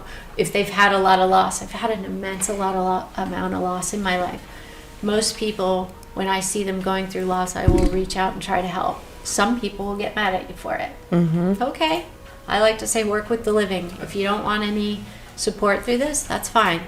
Or you think I can't help you because my losses are different, but loss is loss is loss. It is. And, whether you've lost people you love, parents, babies, things you lose, those are losses. They're losses. People die that you love. And I learn the most from the people that I know who've been through the most. And when I told you about the woman that said, I'm not afraid of your tears, I might not know anyone who's had more loss than her, although my Aunt Dolores is comparable. She's had a hell of a lot. They've had a lot of loss, these women. They're the first persons to make you laugh and smile in hard times. We used to say about my Aunt Dolores, like if you go into a family event, like there's a hotel and people are meeting somewhere and you can't find them, all you got to do is wait for a minute and you'll hear Aunt Dolores laughing. You know where to go. And that woman has had so much loss. And now she was my dad's cousin, so not technically my No, she's your aunt in some culture. She will be your aunt. Oh, yeah. But she's now in her 90s, and she had a bunch of kids. They're all in Atlanta, and she's been through so much hell. She's still always smiling. She's laughing. Right. Still going. Good for her. I love those. She's a positive person. Yeah. So we need We that. need these. We need these stories, too. We do. We need people who've been through hell so we can figure out how to get through it ourselves. Yeah, well, there's a saying, to whom much is given, much is required. That's a good point. We've been blessed to have these wonderful careers that's going and going and going, but we also have a responsibility to take what we've been through, because it's not an easy road with loss and with challenges and overcoming, to encourage others that they can do it too. This isn't just a one-time deal, two-time deal. It's available for everyone, and we just have to go inside of ourselves and with the help of others, and now have the tools to be able to help other people. Exactly. And like Chris was saying, to have that grit, that strength, you have to have gone through things to gain that strength. Yeah. Yes. Yeah. We were talking about it the other week. I said, can we learn to gain the strength without going through anything? I know. I wish. I wish. There have been times when I'm like, people will say, well, it makes you stronger. I'm like, I'm strong enough. I don't need to go through anything else. I'm strong enough. But well, you do get to the place in life where you can laugh at any. These days, I remember being a kid and being like, oh my God, they're making fun of me in front of everybody. I've been even in this industry made fun of in front of groups of people, where somebody's like mimicking my walk. And I just remember smiling and going, if you knew why I walked like this, you'd feel like a real jerk, right? Yeah. And I'd say it with a smile on my face, because I'm like, one day you'll learn. Right. What about they have arthritis one day? They'll be walking limping too, because some of us have arthritis. Oh, my mom used to say something else that she's so right about everything she said. I don't know where she got it all. But she used to say, be very careful of the lessons you are given in this lifetime, because if you don't learn them the first time, they're coming back bigger. Maybe even through your children.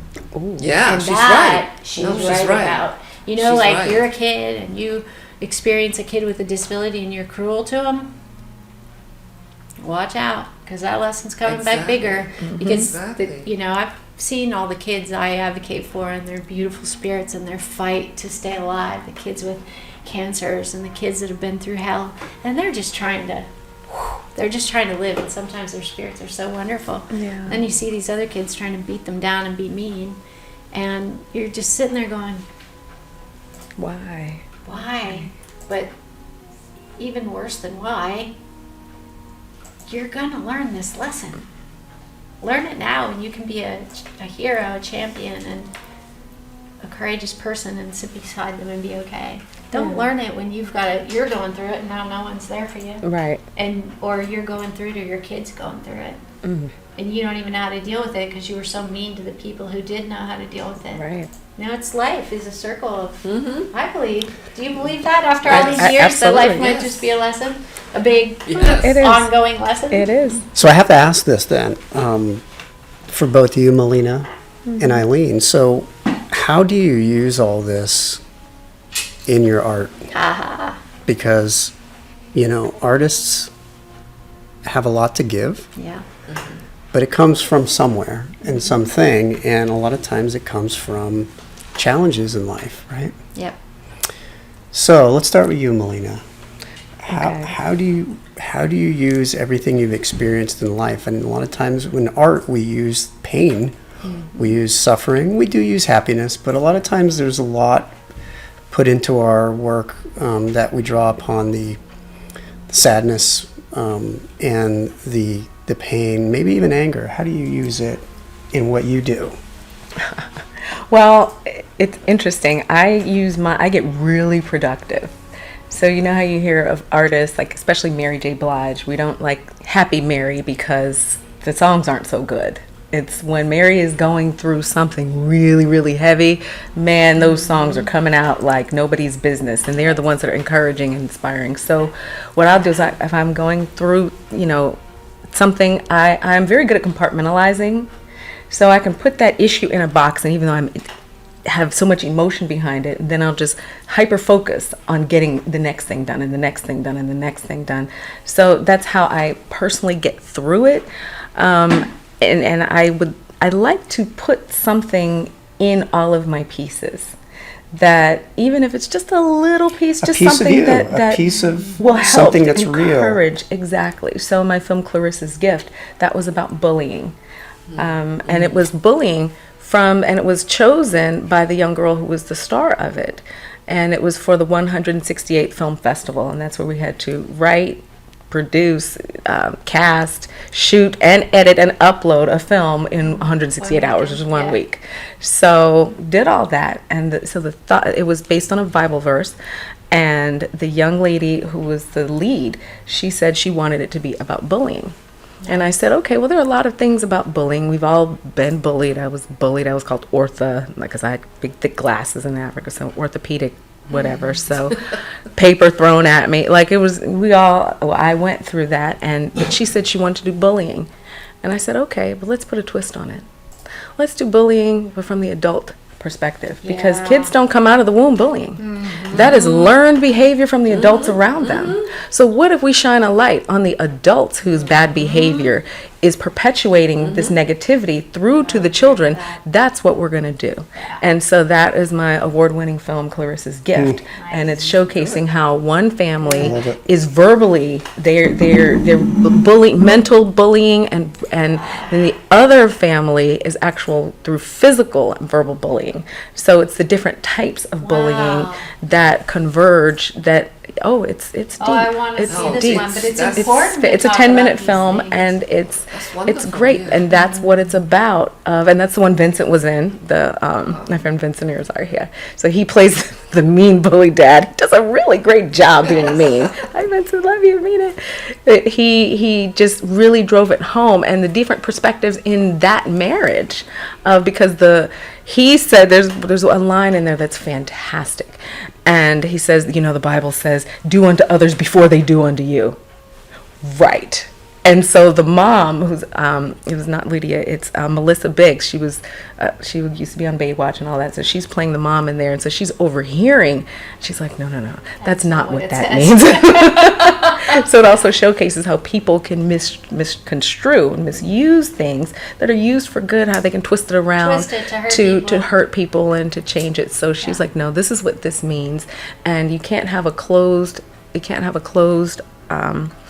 If your hand is closed, you can't have that. You have to open your hand to receive. An open heart and an open mind has to be open. So I incorporate the long answer to that question. That's how do I incorporate that into my art, is through that. Something you just said about, you don't come out of the womb like that. So really, you don't come out, well, then again, you wonder what you learn while you're in the womb, because I do know you can hear. Yeah. Okay. But let's just say you come out of the womb and you learn from day one. And who do we learn from? Adults, right? Our parents. And other kids around us. We learn also. But who do they learn from? They're Adults, influences. right? Because we all come out of the womb. Now, sometimes what's interesting is you're introduced to people at different age groups, so they've been more influenced than by children if they're an older child than you are. Right. What I thought about that when you started to talk about was I believe it was 2019, a film that won Academy Award for Best Live Action Short by a wonderful producer and friend of mine, Andrew Carlberg, called Skin. I know. I saw Skin. Yeah. Skin was actually in one of the film festivals, not to cut you off. It was the movie right after mine, right after Clarissa's Gift.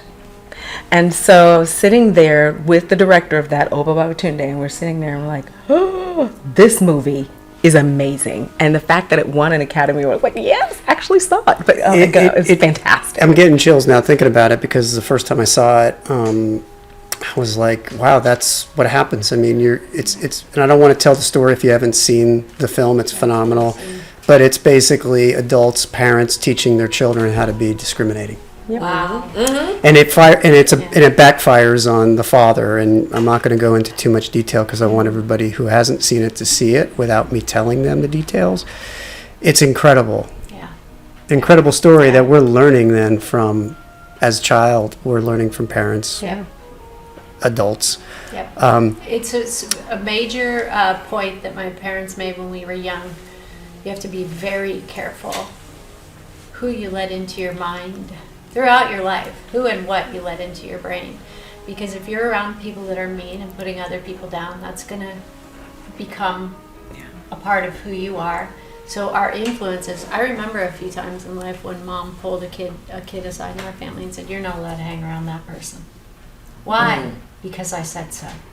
Because my parents saw that there was something awful there and they didn't want us to learn it. And I think parents have a right to do that. Parents these days think they can't tell their kids what to do, and I'm like, well, my dad used to say, I put that roof over your head and I'll tell you exactly what to do. We're comprised of the 5 people who are closest to us. Yes. It is a scientific fact that we are influenced and comprised of the 5 closest individuals to us. Right. And if we take an analysis of who are those 5 people and what are their what are they idiosyncrasies, doing? what are their positives, what are their negatives, that rubs off on us. So it's when someone told me that, I was like, let me So how evaluate about this? Who would be the 5 people now you would want around you? Think about it. Michelle Obama, Uh-huh. Oprah. Who else? Oh my. No pressure. No pressure. Okay. Come back to me on those other 3. How about you, Eileen? Maybe 1 or 2 out of 5. Who would you want now around you if you had a circle of 5? We'll call it a circle of 5. I have my circles, believe me, but they are much bigger than 5. And to me, the people closest to me are some of the strongest people I've ever known. I don't care who they are in the world unless they're doing good things. Like I remember being in an event where people were like, this tedious conversation about what they own and their houses and blah. And I was like, I literally couldn't stop myself from out loud saying, I don't care. How much good have you done in the world? How many lives have you changed? I don't care what your palace looks like. I just don't care. So I don't even care what kind of clothes you're wearing. Don't care. Don't care. Tell me how many lives you've impacted. That's what'll catch my attention. Otherwise, I just truly don't care. And I feel that way in this business too. I know I've gotten to that place where I can literally say, I don't care. You can make fun of me now going across the room and I'll laugh and be like, I just truly don't care. Because I'm pretty proud of the fact that I'm still here. So as far as people around me, you know, I'm drawn to strong people, people that are trying to make a difference in this world. And I love people who rock the status quo. I love people who are like, yeah, you don't like who I am? I don't care. Yep. This is what I'm doing. Right. And this is the world I'm Why trying should to you? create. Yes, exactly. And this is the, you know, the impact I'm trying to make. I like people who care about more than acquiring shiny things in life or flashy things in life, because it's like, we're all gonna die. And we don't know if that's happening when we're 14, 24, 48, 57, 910. We Right. just don't know. And you know, I've had to speak to groups of challenged patients who don't know when they're going to die, and not sure what I would say to them until I sat there and listened to them all talking, and then I knew what I was going to say. Because it's like, if you know you're going to die, if you just know you're going to die next week, next year, tomorrow, today, what are you going to do? And for me, I feel like I'm going to take every risk, jump off every cliff, try everything I ever wanted to try to make an impact, show up for people I love, as long as they'll let me. If they don't want me to show up, fine, I'll go find someone else to show up for. I want to live my life to the absolute fullest with every ounce of energy I have until it's time for me to fly. And when I fly, I can say I had a great life, and I did everything that I wanted to do. So I want to be surrounded by people who are like, that's what you're going to do now? All right, we're with you. Let us know how we can support, and vice versa. So my 5 people would be 50 people, and they're all around the world, and I collect people for many years. And I've got friends all over, from high school, from grade school, from guys I dated in this country. I like the idea of collecting people. I've done that my people. whole life, and I've Yeah. been blessed with people being put in my life, sometimes very short term and then long term, and I'm like, I'm greedy when it comes to that, because appreciate and take advantage of people being put in your life Great people. that Yeah. will make a And positive the ones who impact. accept you for who you are. Absolutely. A lot of people these days have a hard time accepting people for who they are. And I see this a lot in the disabled community, because a lot of disabled people have trouble with their siblings. Siblings can, just like friends, can be jealous when you're getting more attention than them. But I can assure you, being one of those children, we didn't want the attention that we got from being sick. So don't punish us for that. Also, don't punish us for the smile and the spirit that got us through it. You know, like, some people are very afraid of people with big personalities. When I meet somebody with a really big personality, I sit back and I watch. Because I'm like, what did they go through to find this kind of strength to be able to speak up? Because a lot of people live in fear of ever speaking up or speaking out or saying how they really feel or sharing what she just shared of what she went through. A lot of people are scared to death. And so when you meet someone who isn't, you got to step back and be like, oh, that's so interesting what's going on there. You know, I want to know what they've been through, and I want to know how they got through it, and the courage that it took to have a big spirit. And I try to say that when I speak and advocate for people with disabilities. Instead of trying to shut them up because they're trying to be heard, realize they haven't been heard. Let them speak. Let them in. Let them play. Yeah. You know? Yeah. And then the ones who are afraid to speak, put out your hand. Say you're safe here. Speak up. Say what you want to say. Do what you want to do. What are your dreams? I want to know what your dreams are. You know, I want to know what you want to do in this world and why. You know, that those can be like the best relationships, the best friendships, the ones that last forever. And so I hope I answered that question, but I collect lots of people, a lot more than 5. I believe that 5, but man, those 5 people or 10 or whoever's closest to you, they have to, in order for you to thrive. in order for you to live your purpose or your dreams, the people around you have to accept you for who you are. If you're loud, if you're quiet, if you're tall, if you're short, if you're thin, if you're fat, if you're whatever, a rock and roller or a punk rocker or whatever you are, you need to be around people who honor and accept you for who you are.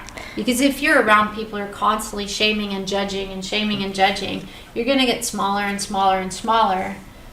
But if you're around people who are like her friends she just described, who are like, what are you working on? We'll share it. You know, those people, that gives you more courage and more strength. So I like people who let me be who I am and honor and respect who I am. That doesn't mean don't tell me if I'm out of line. That just, or let me know if there's something I could be doing better, because true friends do that for each other. But it does mean being around the people who want you to be your very best. You know, and it's so hard to really, and this is of my group, and our group of 7. And of course all of them would be in that 5, although there's more. Well, There's 7. Right. There's more.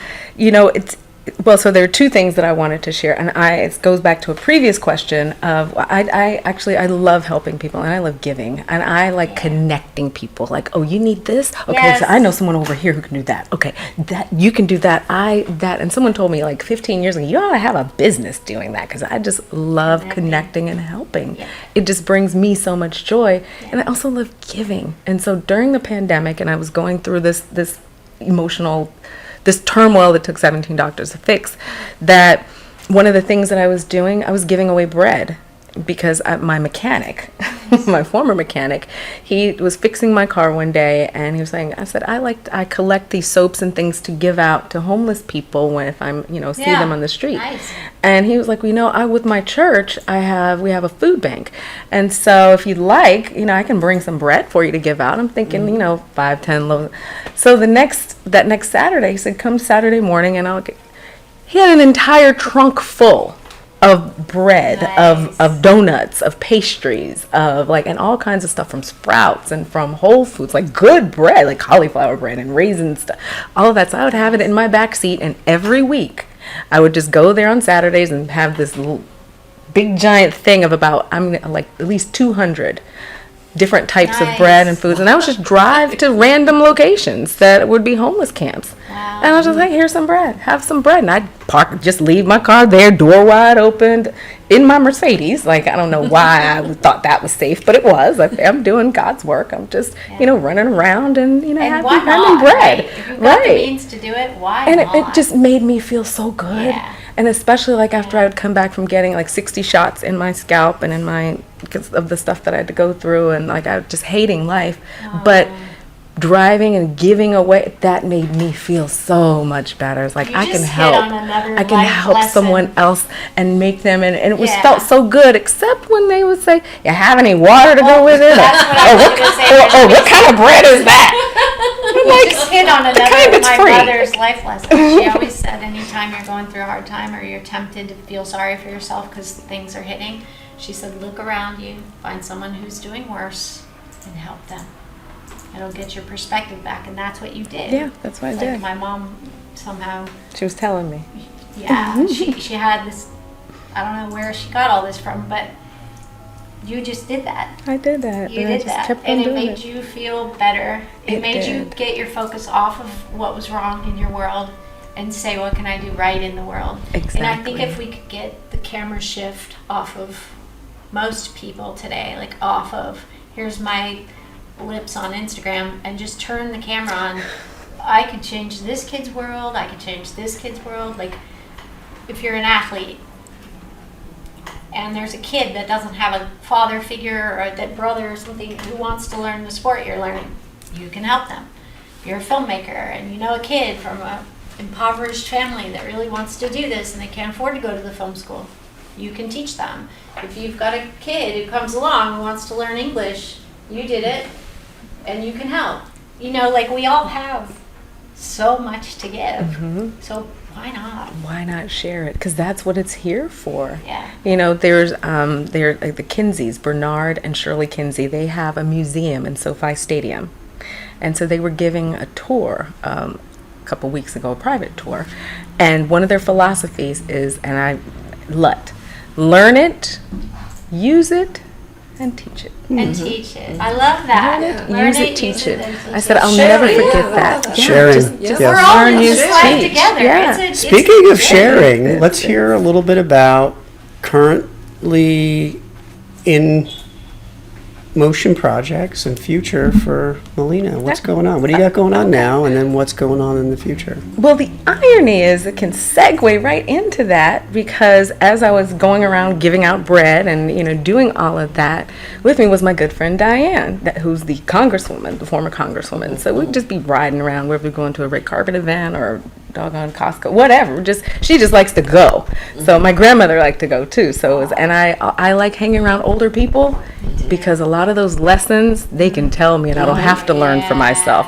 So a lot of my friends tease me about, oh, you hang out with older people, because you know what, they have wisdom. Yeah, I don't they have to do. learn. I can just listen and avoid that. Yep. So as we're driving around giving out bread, just, you know, Congresswoman and I just riding around, just passing out bread. And as we're riding, she would say, you know, I did such and such and such and such and such. I was like, really? And she's like, you know, and oh, down this street, yeah, I did this and this and this. And I'm like, you've done all this wonderful stuff. How come nobody knows? Like, nobody knows. I did not know that she's the one who wrote the legislation to have the silver that's in when we used to have cavities when we were younger. So Removed from our teeth? yes, that was her, because there's Wow. mercury, there's Mercury poison poisoning in that, people's and so she brains. passed the legislation. Wow. She wrote the I never legislation. knew that. Right, that was her. I mean, when I went to my Right. dentist, it was just, oh, we have to change this now. And it's like, well, there's a reason, and that's because she realized that and said, no, this has to go. This is dulling down the brains. Like, this is just one little story. I'm like, why was I never taught this? Why don't people know this? Somebody needs to do your documentary. Why is it not done? He's like, I don't know. And I'm like, okay, is this something that I'm supposed to be doing? Let's see, I've been to school for it. I've won awards for it. Is this what I have to do now? Lord, is this what I have to do now? I don't want to do it. I don't feel like doing it. And so, I fought against it for a little bit. And then it just became like she's done so much. And it's been so much, and it's a sacrifice. She didn't have kids. She never got married. It's not 'cause she didn't want to, because she saw the greater good in what she was doing. And so she sacrificed herself to perpetuate. And I said, this is a story that needs to be told. Fine, I will do it. And so I started doing it, and just filming and just setting up shoots and just doing as a producer what I do. And I called on my friends and I said, hey, Howard, I'm doing this movie about Diane, need some music. Can you do it? He's like, okay, yeah, sure. Count me in, done. I called up Danny Glover. And I was on the board of directors of the theater company, and, you know, just for 10 years. And I just called him up and said, hey, Danny, Diane and I are going to go to the opening.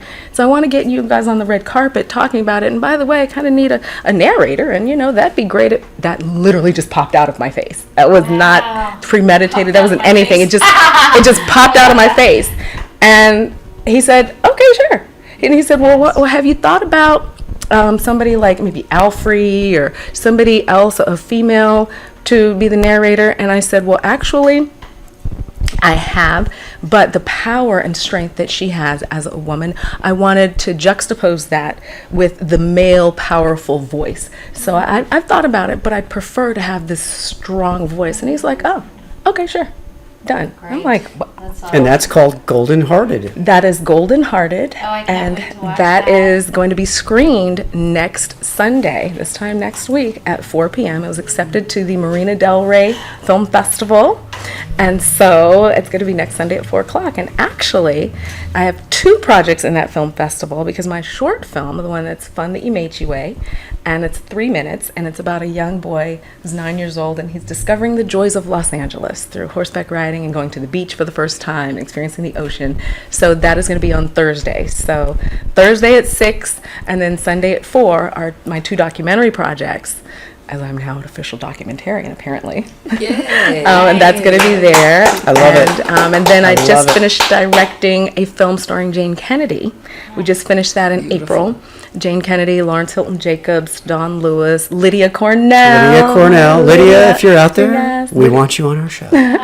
Vincent's in it. Like, so many wonderful people are in this beautiful story, and it's about the power of prayer and how Nice. prayer Oh, changes yes. things. That's so important. And it's about a young couple who they get pregnant after so many challenges. They finally get pregnant, and then the baby is coming 4 weeks early. So there's a little concern there, and then there's an earthquake happening, so much happening, and then the baby is finally born, and the baby has an issue, a life-threatening issue, and needs surgery.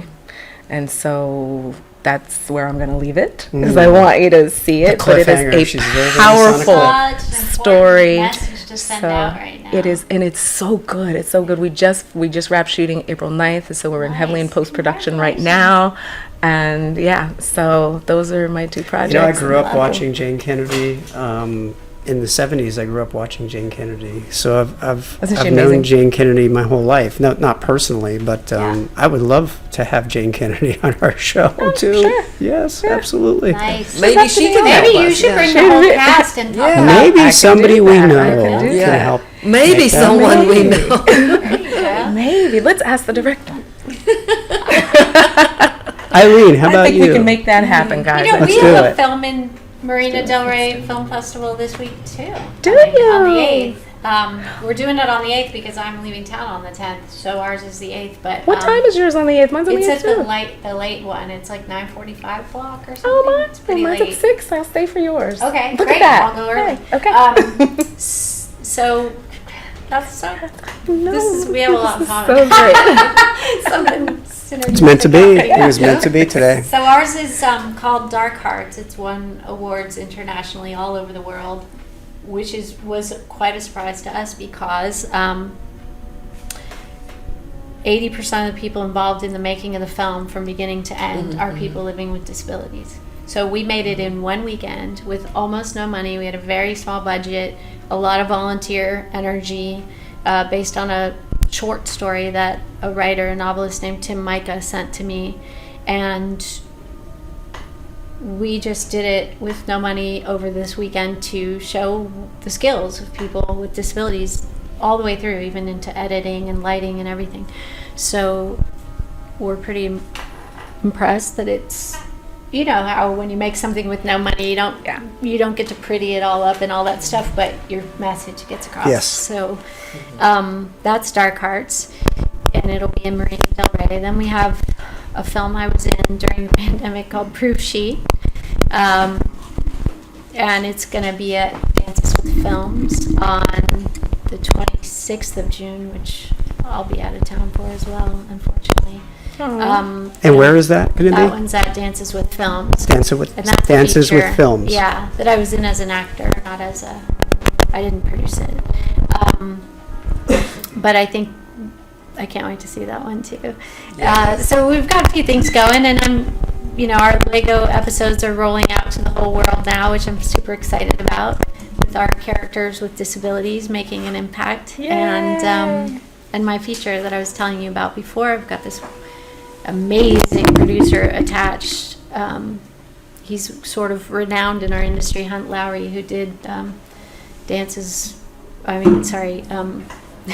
getting distracted here. Yeah, that's okay. He did A Time to Kill and Revenge and 47 major features. So he's attached to this film now, the one that I told you is such a critical piece of history that's been overlooked that involves disabled children. And so we were taking it out and trying to get a director that the studios will get behind, but now we've got the strike happening and it's not as easy to get projects set up right now. I don't know what the parameters are going to be going forward until this gets resolved, but we're still trying to find the right director, someone who will get this female-driven, children-driven project, that understands what women will go through to save the lives of children. So I see So you that's eyeballing me where over we're here. It was meant to be today. It was And meant you to asked creatively. You asked before creatively, what do we do with all this emotion and energy, right? You put it on the stage. You put it in your scripts. You put it in your work. You know, when you have to punch someone's face on Sons of Anarchy, you put someone there that you wish you would have punched in real life. Game of Silence. Your character on Game of Silence was really interesting. Yeah. I'm wondering where you got the motivation to play that character. That one was 25-year age span. Well, the interesting thing is that in my younger years in this industry, they couldn't wrap their heads around a girl with a limp.